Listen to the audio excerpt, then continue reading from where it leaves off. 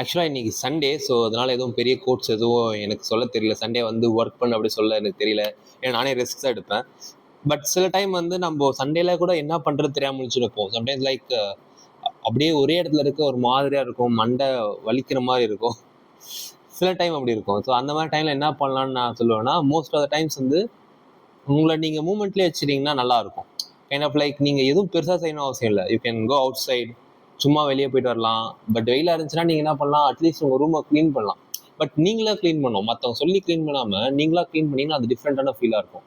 எந்த விஷயத்தையும் நீங்களே எடுத்து இப்போ க்ளீன் பண்ணுறதா சரி, அட்லீஸ்ட் உங்கள் பேக்காச்சும் ஓப்பன் பண்ணி என்னென்ன இருக்குன்னு பார்த்தா கூட டிஃப்ரெண்ட்டாக இருக்கும்.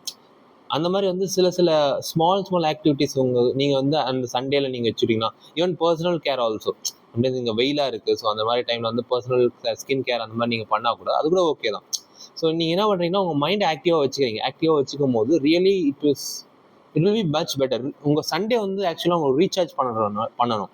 ஸோ அதுக்கு இந்த மாதிரி ஆக்டிவிட்டிஸ் உங்களை really recharge your mental space and also physically நீங்கள் வந்து ரொம்ப காமாக இருப்பீங்க. So you also try. சண்டேனால நான் just wanted to say this. Bye by.